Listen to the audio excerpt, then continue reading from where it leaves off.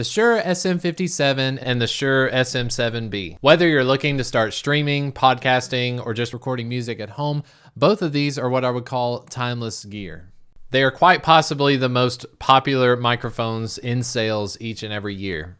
The SM57 typically goes for right under $100, and the SM7B typically runs around $399 brand new. But in today's video, I want to show you how you can take the SM57 and give it a little TLC so it sounds just as good as an SM7B. If you're interested in purchasing either one of these microphones, I've got links in the description of this video. There you'll also find just about every item I have in my home studio.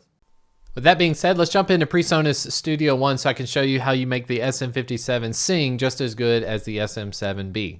Here in PreSonus Studio One, the light blue color is the SM7B, the dark blue color is the SM57. Both of these microphones are running into my RME Babyface Pro. It's an audio interface with 2 channels. I can adjust the microphone preamp for either one of these channels using the software called Total Mix.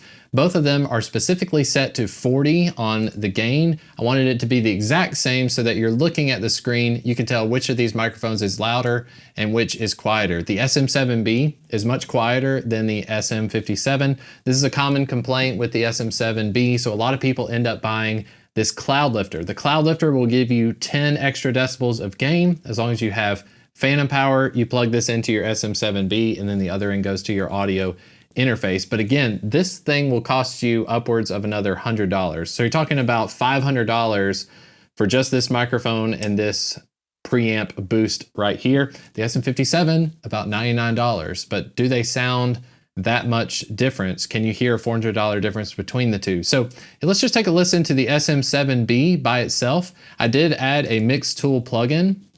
So the differences in gain between the SM57 and the SM7B, they should be normalized now, so they're relatively the same volume as you're hearing both together. Here's the SM7B by itself. Hey, this is Chris Green. Testing. Test 1, 2. This is Chris Green. I'm talking right now into a microphone. Test 1, 2. And here is the SM57 as is with no processing. Hey, this is Chris Green. Testing. Test 1, 2. This is Chris Green. I'm talking right now into a microphone. Test 1, 2.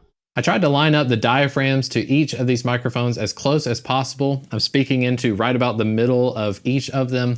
But here's where we get to processing, because the SM57 comes across as sounding harsh compared to the SM7B. SM7B has a little bit more body to it, and it's a little bit more nuanced in the treble frequencies. So with a simple EQ plugin from PreSonus or whatever EQ you want to use, I'm boosting at 130 Hertz on the SM57 about 3.7 decibels, 3 to 4 decibels of a boost in the low end. And then on the high end, around the treble frequencies, I'm cutting about 3 decibels at 4K. 4K is where we're getting some of that harshness from. As soon as I add this EQ plugin to the SM57, listen to how much better it sounds when I engage the plugin. I'll play it without the plugin and you'll see on screen as soon as I engage it. Hey, this is Chris Green. Testing. Test 1, 2. This is Chris Green. I'm talking right now into a microphone. Test 1, 2. And here is the SM7B. Hey, this is Chris Green. Testing. Test 1, 2. This is Chris Green. I'm talking right. And here is the SM57.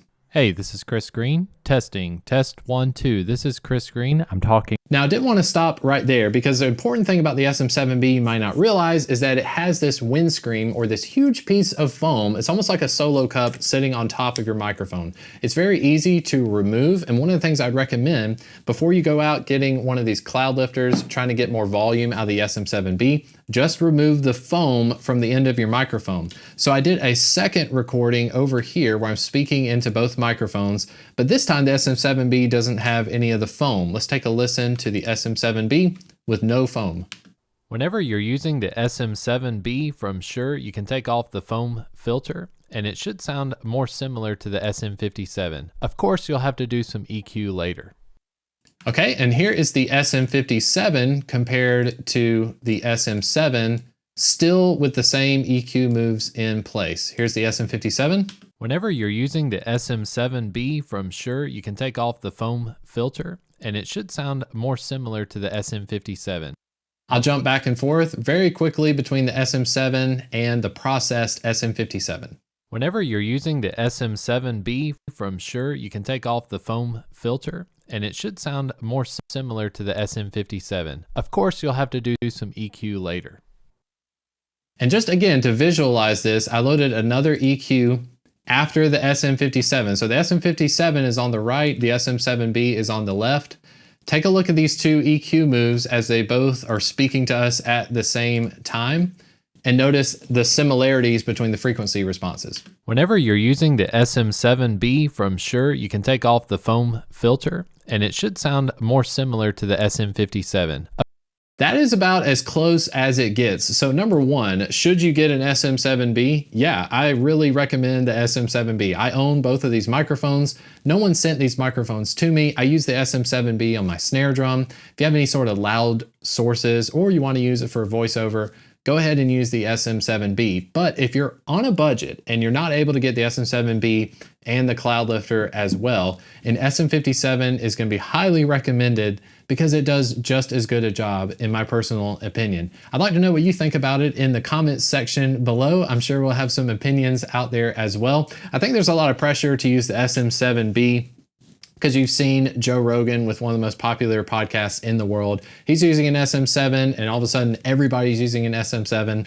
Don't skip out on the SM57 because you could easily get 4 of these SM57s for the same price as you're getting one SM7B. I hope this video has been helpful to you and you're trying to upgrade your SM57. Click the links in the description below if you're interested in either one of these microphones, and I'll see you at the next video. Thanks for watching.